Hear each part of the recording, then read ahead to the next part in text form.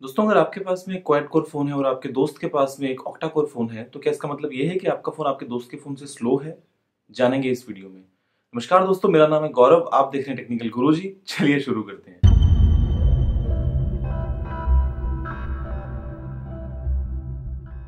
दोस्तों, जहां तक मोबाइल फोन प्रोसेसर्स बनाने वाली कंपनीज की बात है, तो ऐसा काम चार बड़ी कंपनीज करती हैं: क्वालकॉम, मीडियाटेक, सैमसंग और एनवीडिया। और इन चारों कंपनीज को प्रोसेसर बनाने के लिए जो नक्शा चाहिए होता है, जो उसका आर्किटेक्चर होता है, वो एक कंपनी है जिसका नाम है आर्म। वो सप्लाई करती है एक लाइसेंस के साथ।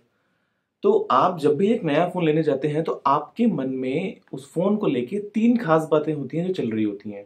पहला, फोन लैग करता है या नहीं करता है। दूसरा, फोन गर्म होगा ज्यादा या नहीं होगा।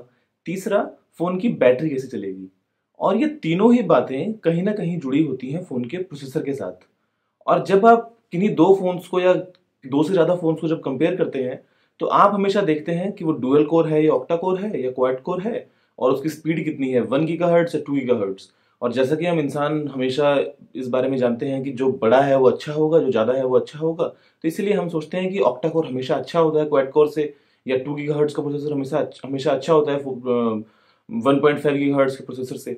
तो इसीलिए हम कई बार जाने अनजाने में गलती कर बैठते हैं और हम गलत प्रोसेसर चुन लेते हैं।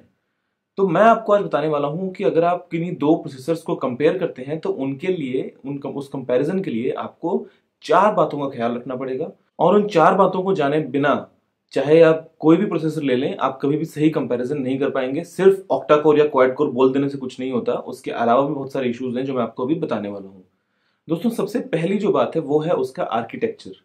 जैसे कि मैंने आपको बताया कि एक कंपनी है आर्म, जो उन सभी कंपनीज को जो प्रोसेसर्स बनाती हैं मोबाइल फोन के लिए, उनको एक लाइसेंस के थ्रू एक डिजाइन देती है, एक आर्किटेक्चर देती है। अब आर्म जो कंपनी है, उसके डिजाइन भी साल दर साल बेहतर होते जा रहे हैं। जैसे पहले कॉर्टेक्स A5 था, फिर A7, फिर A9, A11, A15, A53, A57, A59। तो आप सोच रहे होंगे कि इन सभी का क्या मतलब है और इनसे क्या कुछ होता है। एक शॉर्टकट फंडा ये है कि वो नंबर जितना बड़ा होगा उतना ही आपका डिजाइन अच्छा होगा। जैसे कॉर्टेक्स A57 A53 से बेहतर है, या कॉर्टेक्स A15 A9 से बेहतर है। तो ये तो बात हो गई आपके आर्किटेक्चर की। दोस्तों, दूसरा जो पॉइंट आता है वो आता है टेक्नोलॉजी का, यानी कि वो प्रोसेसर बनाने के लिए जिस टेक्नोलॉजी का इस्तेमाल किया गया है वो कैसी है। देखिए, एक प्रोसेसर में छोटे छोटे छोटे छोटे बहुत सारे करोड़ों लाखों ट्रांजिस्टर्स लगे होते हैं। और वो जो ट्रांजिस्टर है वो जितने छोटे होंगे उतना ही आपका प्रोसेसर तेज काम करेगा और बैटरी की खपत भी उतनी ही कम होगी। अब इस मामले में क्या होता है कि जो आर्किटेक्चर उनको मिलता है आर्म से, वो उसको अपने हिसाब से, अपनी टेक्नोलॉजी जो है उसके हिसाब से छोटा या बड़ा कर लेते हैं। इस मामले में सैमसंग जो है वो अभी नंबर 1 पे चल रहा है। सैमसंग ने सबसे छोटे ट्रांजिस्टर्स बना दिए हैं जिनका साइज है 14 नैनोमीटर का। क्वालकॉम है 20 नैनोमीटर पे। मीडियाटेक होता है कभी 26 पे, कभी 28 पे। तो ये जितना छोटा साइज होगा उतने ही आपको प्रोसेसर की एफिशिएंसी अच्छी मिलेगी, उतनी ही आपको प्रोसेसर की स्पीड अच्छी मिलेगी। तीसरा जो नंबर आता है वो आता है नंबर ऑफ कोर्स।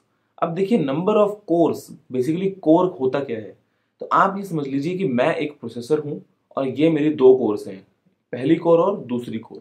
यानी कि मेरे पास में दो हाथ हैं, तो मैं दो काम एक साथ कर सकता हूं। अब कोई प्रोसेसर क्वाड कोर होता है, इसका मतलब उसके चार हाथ हैं। अब अगर चार हाथ हैं तो वो चार काम एक साथ कर सकता है, थकान थोड़ी कम होगी। एक प्रोसेसर होता है, वो होता है मान लीजिए ऑक्टा कोर, तो उसके 8 हाथ हैं। वो कैसे, जैसा अपना उसका मन हो, वो दो हाथों से एक काम कर लेगा, एक से एक कर लेगा, तीन को एक में लगा देगा। मतलब कोर जो है वो एक तरीके से प्रोसेसर के अलग अलग हाथ हैं जो एक साथ, अलग अलग या एक साथ मिलके एक ही काम को बड़ा ही तेज कर सकते हैं, और उससे प्रोसेसर की थकान भी कम होती है, यानी कि प्रोसेसर गर्म कम होता है। तो ऑक्टा कोर या क्वाड कोर में ऑक्टा कोर बढ़िया होगा, लेकिन वो बढ़िया तभी होगा जब उनका आर्किटेक्चर और उनकी प्रोसेस सेम हो। अगर वो अलग अलग हैं तो आप कंपैरिजन नहीं कर सकते हैं कि ऑक्टा कोर अच्छा होगा या क्वाड कोर अच्छा होगा। देखिए, सबसे आखिरी में चीज आती है, वो आती है गीगाहर्ट्ज। ये प्रोसेसर 2 गीगाहर्ट्ज का है, ये प्रोसेसर 1.5 गीगाहर्ट्ज का है। तो गीगाहर्ट्ज का मतलब क्या होता है? देखिए, ये जो है वो प्रोसेसर के साथ में एक घड़ी लगी होती है, एक क्लॉक लगी होती है, जिसकी मदद से, जिसकी टाइमिंग के हिसाब से प्रोसेसर जो है वो काम करता है। अब 1 गीगाहर्ट्ज का मतलब ये होता है कि वो जो प्रोसेसर है वो 1 सेकंड में 10 करोड़ बार काम करेगा। 1 सेकंड में 10 करोड़ बार।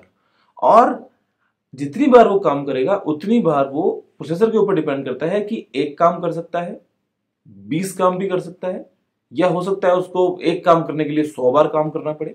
तो वो डिपेंड करता है कि आपका प्रोसेसर कैसा है और आपका जो टास्क उसको करना है वो टास्क कैसा है। मुद्दे की बात यह है कि आप कभी भी किसी प्रोसेसर को कंपेयर करें तो सबसे पहले तो उसका देखें कि आर्किटेक्चर कौन सा है।